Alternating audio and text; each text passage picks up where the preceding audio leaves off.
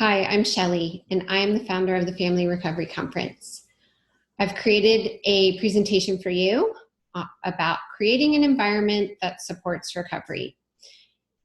It's really important, I found, as a mother of a 25-year-old in recovery, to really orient and educate yourself on the different phases, starting with the disease of addiction and active use and how to respond, and then what it's like in treatment and how families navigate treatment with their loved one and themselves and in the family programs, and then early recovery and then sustained recovery.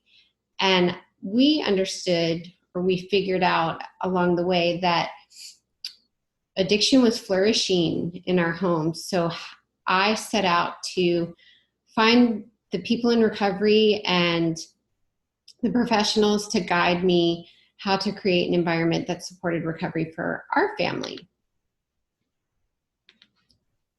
So here's a little backstory. We are a family impacted by substance use disorder or addiction.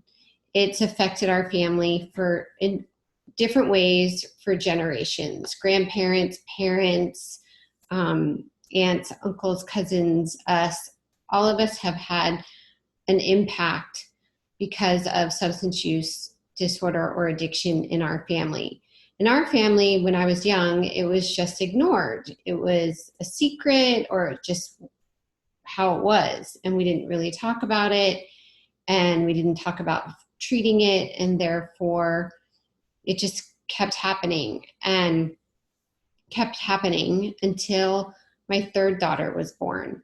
And my mother had an episode that was extremely concerning to my sister and I. And so we, for the first time in our family, sought treatment for a family member.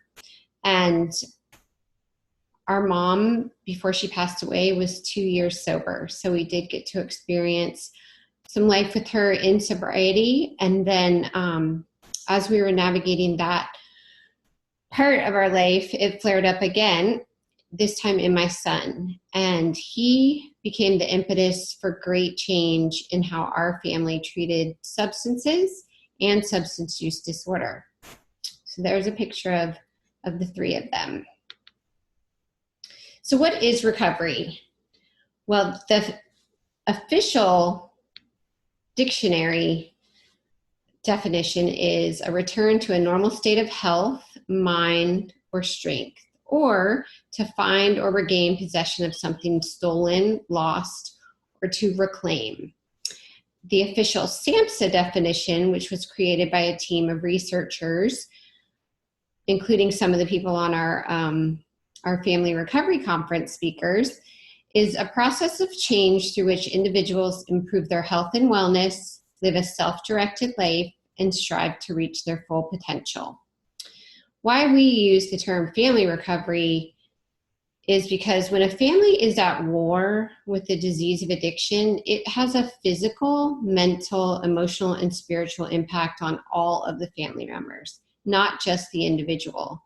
And this is why the wellness practices in recovery for individuals are just as important for family members.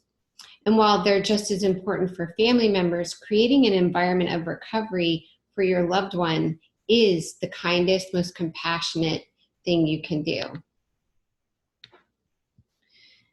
In the Native American community, there's a well-briety movement, and it's driven by Don Coyes and the White Bison. And there's a book called Well-Briety Movement that you can order off Amazon, and I highly recommend it.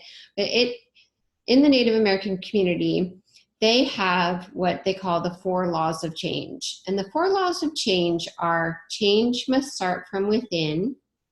In order for change to occur, there must be a great vision. A great learning must take place.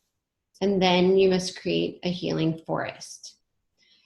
So change starting from within means within the whole family. So that change could start with the individual. It could start with a sibling. It could start with a mother, a father, a spouse. Even the person who isn't using substances can start the change from within the family. For a great change to occur, there must be a vision. And I put this picture in here with the woman holding up the sign that says "We Do Recover," because in October of 2015, there was a huge event on the National Mall in Washington, D.C. called Unite to Face Addiction. And it was put on by a new nonprofit at the time called Facing Addiction. And that was founded by a man named Jim Hood, who had lost his son to an opioid use disorder, and Greg Williams, who is a pioneer in making recovery out loud, taking recovery out of anonymity and really affecting change in the community by sharing our stories. And he directed and produced a movie called Anonymous People. So I went to this event, and there were thousands and thousands of people. And at the time, my son was in his second month of treatment in a really fabulous place with some really wonderful people, and getting his recovery started, or his treatment and then his path into recovery. And I was fortunate enough to go to this huge event on the mall with where Aerosmith played, and the Goo Goo Dolls, and Sheryl Crow, and the Surgeon General spoke, and just all these people came out and spoke about the possibility of recovery, and showed people like, this is possible. This is possible. And I left there, well, while I was there, I thought, this is possible. Like, we could actually be okay. Like, we're going to be okay. Look at all these people. And I met the most amazing individuals who I've still stayed connected with at that event. One of them is one of our speakers, Honesty Liller. And it just gave me like the vision of recovery. So I hope that from this family recovery conference, you will find some vision of recovery that you'll be able to hold on to and devote to, the way that I did when I went to the Unite to Face Addiction event. Following that, the third law of change is a great learning must take place. And the learning that we did in our family came in the form of connecting with people in the recovery community, with reading books, learning everything we could about the disease of addiction, everything we could about, you know, what was going on in the treatment programs. We went to the family programs, and wherever there were people in recovery or gathering around recovery, I put myself in it. I immersed myself in learning about addiction and recovery, and the proper response, and how to create an environment that supports recovery. The fourth law of change is you must create a healing forest. And that's where I'm bringing you today, to the idea that for your loved one to recover, for you to recover, you have to create a healing forest. Because you can't take, you know, in this wonderful environment, like you have this environment and it gets really sick because one of the trees in the environment may have a disease, and then the tree gets sick and its roots start to spread and its leaves and everything around it starts to get sick. And you take that tree out of the forest and you take it and you give it proper sunlight and nourishment, and, you know, really work with that tree to make it healthy again. You can't take that tree back and put it back into the sick part of the forest, or it's just going to get sick again. And we have to recognize, like, the family gets sick too. Like, the family members get sick because they too are being impacted by they're being impacted by their loved ones' behaviors, by the emotions, by fear, by being caught in fight or flight. So we have to really heal everybody in the forest. So the healing forest, whoops, we went one too far. The healing forest is your home. And so while you can create the healing forest if you have someone who's in treatment or in recovery. You can do it while they're in treatment, before they go in treatment, but you can start creating an environment that supports recovery at home. And what are the components of a healthy environment? A place where there's connection, a place where you are greeted with compassion, where you're treated with compassion, where people speak to each other with compassionate speech, where we communicate, where we create agreements around what to expect from each other and how we're going to handle situations when they arise, so that we don't become dysregulated emotionally. Emotional regulation is a really, really important part of creating a healing, healthy environment. And emotional regulation is individual. So each person is 100% responsible for their emotions.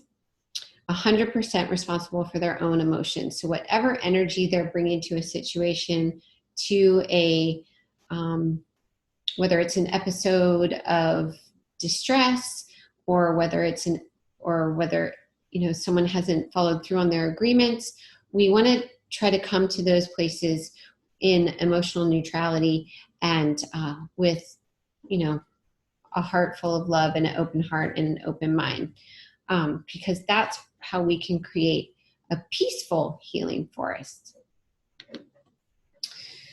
So there are 4 pillars of recovery, and the first one is home.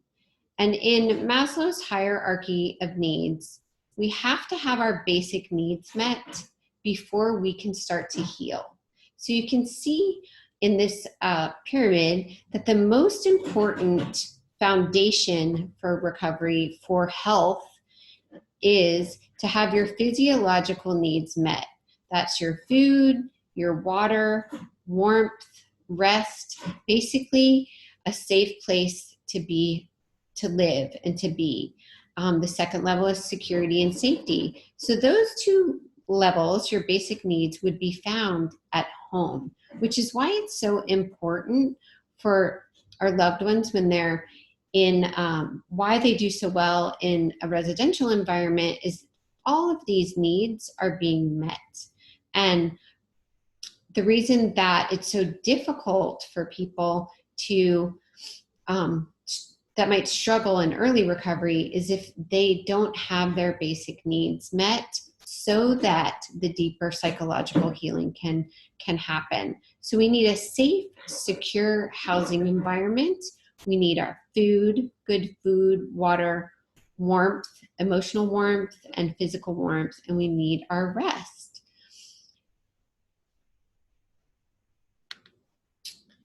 The second pillar of recovery is health. And we can break health down into 4 different categories: emotional health, mental health, physical health, and spiritual health. Now, with the disease of addiction, all of those things are impacted, not only for the individual, but also for the family member.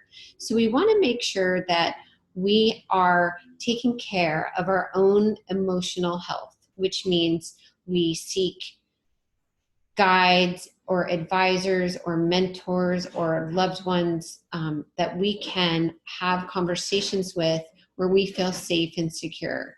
Therapists help with the mental part. Sometimes psychiatrists, sometimes we need medication if our chemicals are dysregulated.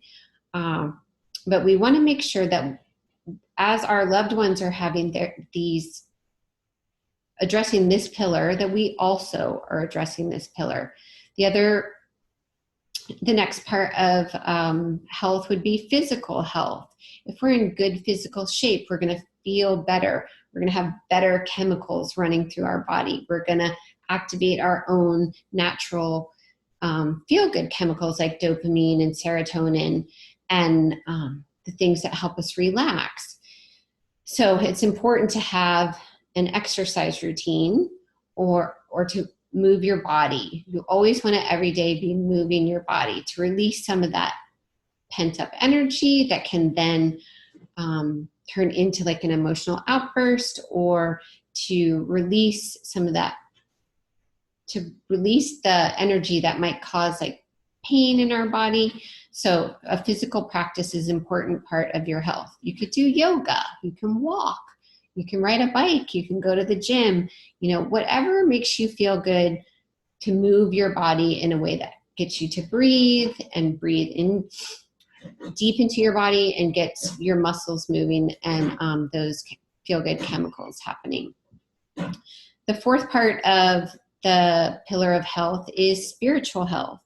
And for some people that could be, a mutual aid group or a 12-step group. It could be church. It could be a community of people that you enjoy being with. It could be your spiritual practices. It could be meditation or spending time in prayer or being out in nature.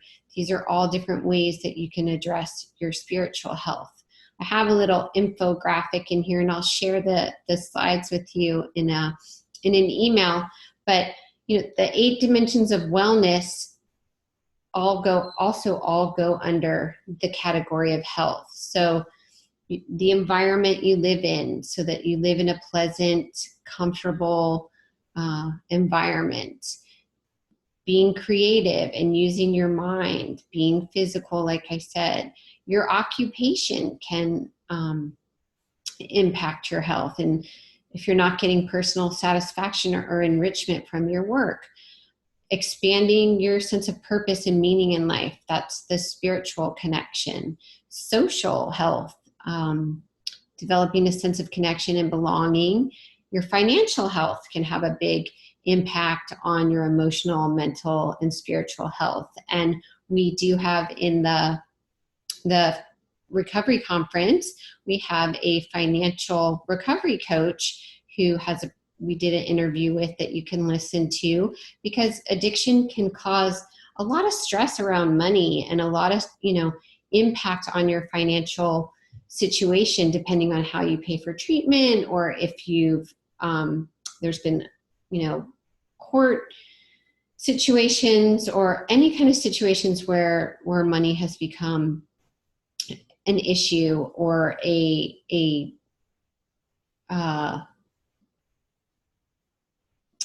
issue.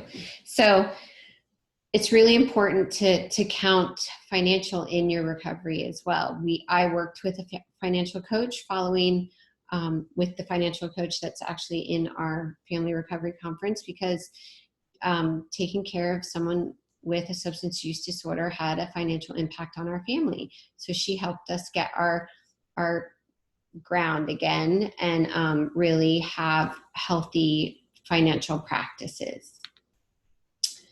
The third pillar of recovery is community. And I don't think you can hear it enough how important it is to have a community. And your first community is your family. That's the first community that you become attached to. It's the first community that shapes your being. And so it's really important to strengthen that family community bond and to restore that family community bond. So if there's any resentments or anger or lingering regret and distress, those are things that you need to take to the table, or take to a family therapist, or invite in a family coach to help you really reconnect and restore. There was, in the family program, there was an exercise that we had to do called knees to knees. And I like to do this exercise now with the families that I work with, where we had to sit, my son and I, face to face, eye to eye, knees to knees, and tell each other one resentment, one regret, and one affirmation. And it really helps open up a conversation around, where we felt on a deeper level about what was happening in our family and what had happened, and and how we were going to move forward with, the side effects of substance use disorder can be criminal, they can be painful, they can really cause damage in a family. But because of the work that we did together as a family, we really have restored those bonds and restored that community. And we do have a talk that my son did with some community members, and the number one thing he said, like over and over and over again, was the importance of community and in his recovery. So recovery is not just your family. It could be your church group. It could be a mutual aid group that you go to for support. It could be your yoga community or your gym community. There's a fabulous community that started, I think it started in Colorado, but it might have been Boston, by Scott Strode, called Phoenix. And they are an active community. So they do CrossFit and yoga, and they go on these adventure trips, and they have built community that way. There's a great community down in Richmond, Virginia called McShin Foundation, and they provide treatment and support, but they also have like this great social community. And then there's another speaker, Lynn Peterson, who created community called One Recovery and on campus, and they create community for adolescents. There is a community or an organization called ARHE, which Tim Raybolt's one of our speakers too. They work with collegiate recovery communities and are working towards having a collegiate recovery community on every single college campus, including the community college campuses. So you can tell by what people are building that community is so, so important, because then we don't isolate. Because once we start to isolate, that is a signal that we might be getting into trouble, that we might be spiraling into our sickness, and we might need somebody to kind of draw us back out. So it's really important to keep those healthy connections and to keep that community. The fourth pillar of recovery is purpose. And I'll tell you from our part, purpose alone gives you, really something to live for and something to wake up in the morning every day for. And, if you don't feel like you have purpose or you're not sure what your purpose is, I would say sit down with a piece of paper and just write, this is why I get up in the morning. This is why, and, my top things are my children and my dog and my relationships and possibility, curiosity. These are the things that really make me want to get up in the morning. And then creating things like this for families. Because of what we went through in our family, I switched gears in my career. I was a special events planner for a lot of years, and my thing was to bring people together for reunions. And after we went through what we went through, really getting my son healthy and getting our family healthy, I switched gears after meeting all these people in recovery and realizing just what an amazing larger community the community of recovery is. And I felt called to really help families understand addiction and help them understand that, or give them the vision that recovery is possible. So I hope this little infographic gives you an idea of, how to connect with your purpose. And if your loved one's struggling with finding purpose, they start out with just like simple things where they help each other. And I can tell you what, the recovery community, those take care of each other, really make sure that everybody has what they need. And if they need work, if they need a ride, if they need whatever they need, they show up to help. So purpose is the fourth pillar of recovery. So I said before that family is our first community, and home is is one of our basic needs, and restoring those family bonds, because we really, really need each other and we are interdependent, is really important. Humans are hardwired for connection. That's just the way it is. If we don't have connection, we suffer. And then sometimes we start a relationship with something non-human to fill that need for connection. And that is where addiction can really take hold in a body, in a mind, and in a whole family. And the family is a natural support system. So we want to take the family and restore it and reorient in our strengths, right? Because there can't be any room for shame, blame, or guilt when we're dealing with a potentially fatal disease. There can't be any room for shame, blame, or guilt if we're gonna take care of each other and love each other well. And loving well is one of my friend Pam's ways of steering family towards a loving response to substance use disorder. When I work with my families, the first thing I do, let's see if I can move my little head out of the way here. The first thing we do is come up with the family strengths, and then we come up with a family mantra. So I thought I'd share one with you, and this is actually like huge poster paper, so that's why it's all folded up like this. But what we do is we name all the family strengths, because families are intrinsically resilient, and if we can focus on our strengths and build on our strengths, we're going to be able to get through this and we're going to recover. We're going to be able to take care of each other in a loving way. And then the second thing we do is I draw a big circle on the poster paper and I ask all the family members to put in the middle of the circle the way they want to feel in the family.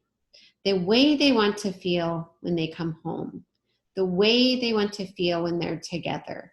So some of the things this family wrote were honesty, optimism, integrity, respect, resilience, empathy, understanding, harmony, trust.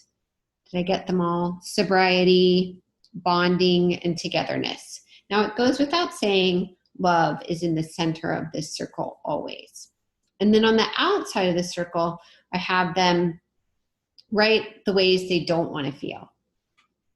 So the circle is our boundary. This is the boundary, right? We draw a boundary, and the things we don't want are on the outside, so that we can remember that we're not going to treat each other with unrealistic expectations, judgment, disappointment, shame, resentment, guilt, deceit. These are all words that the family came up with together to create their environment that supported recovery. And then they came up with a family devotion. And the family devotion, they ended up printing it out and framing it and putting this particular one in their kitchen, so that every morning when they get their coffee or when they sit down together for breakfast, or, you know, if they're not together, but they always have this to go back to, and they always check in with it. And we check in with it every couple months to make sure that we're still we're still devoted. Okay. So their devotion was, we are healing as a family. We strive for love, respect, and harmony. So they built in their strengths and continue to strengthen our commitment to each other by taking responsibility for our thoughts, words, and actions. We will preserve our relationship. So I challenge you to sit down at the table and come up with your family strengths, come up with the loving boundary circle and your own family mantra or own family devotion, so that everybody's on the same page and we are together creating an environment that supports recovery. The next thing I'd like to say about family is when creating an environment that supports recovery, I ask all families to consider family sobriety.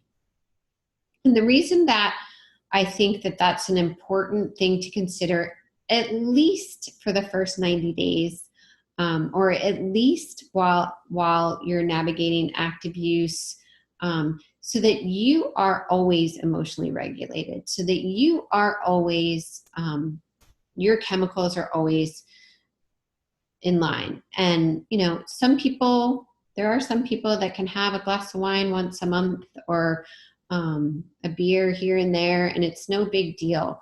But for a lot of families, you know, substances are running through, right? They're just like the underlying running through, and they can disrupt recovery. So to be in solidarity with your loved one, I ask all families to consider sobriety, especially the first 90 days of early recovery, so that they're in an environment that's safe. You know, we are told in the family programs, and we're told recommended by treatment centers, that, you know, loved ones should consider sober living when they come out of residential treatment. And to me, that means that I needed to create sober living environment in my home so that my son was safe, so that my family member was safe. And then as we started navigating this, you know, and really peeling apart our relationships with substances, I realized that substances had made a pretty negative impact on our family for a really long time, starting with my childhood. So we decided that we would be a substance-free family. And I have younger daughters, so, you know, modeling sobriety for them so that we don't, you know, potentially go through what we went through with my son by having the different attitude around substances.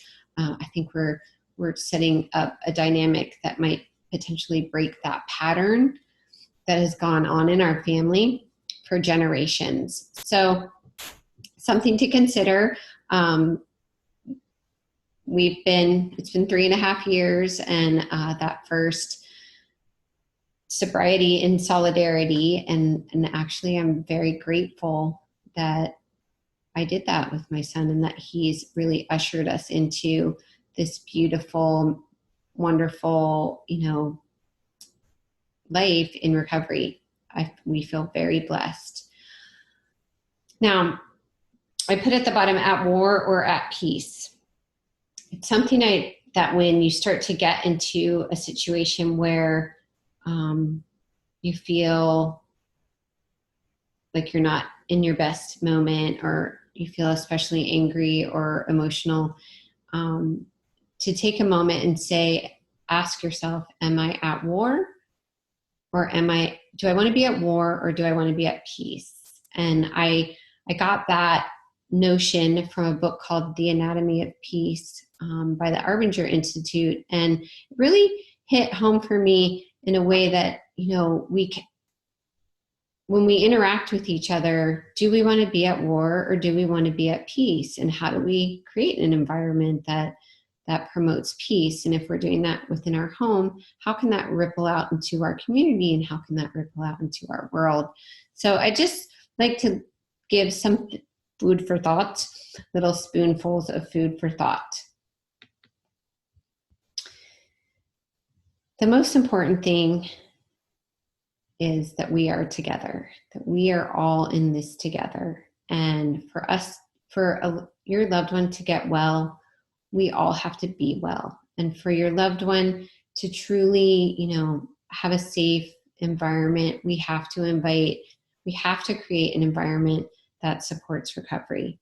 So I hope that this has given you some guidelines, some jumping off points. If I were to give you 2 things to do following this presentation, I would say, 1, sit down at the table and recognize your family strengths and create a family devotion or a family mantra and the boundary circle. And then the other would be to really look around and ask yourself, you know, like, what do I need? What do I need to recover from the impact that addiction has had on me personally, and then on our family? You know, do I need additional therapeutic support? Am I taking good care of myself with healthy food? Am I moving my body? Am I modeling recovery? Am I modeling recovery? And what does that look like? And I learned that from my son, because when he came home from treatment, we were in the car driving home, and he said, that is something everybody should go to. Everybody should go through that kind of treatment. He said it wasn't so much for him a treatment for a disease, but it's like a treatment for your life. And in that bubble, and that's when he taught me about the bubble, your needs are met, right? So you're eating really healthy food 3 times a day. You're on a really good sleep schedule, a structured sleep schedule. You're drinking lots of water. There wasn't any sugar. I don't think there was any caffeine, actually. They were out moving their body. They were doing yoga. They were breathing. They were meditating. They were connecting in groups. They had individual therapy. So all these things, right? So I tried to create that bubble with our life. And so far, we're doing well. So if I can support you in any way with creating an environment that supports recovery, you can reach out to me. You can reach out to me through the Family Recovery Conference. Shelly at familyrecoveryconference.com, or you can catch up with me on Facebook or our Facebook page, Foundations for Family Recovery. I'm really glad that you're here, and I'm really glad that you are taking the steps to create an environment that supports recovery for your family, because I promise you it's worth it.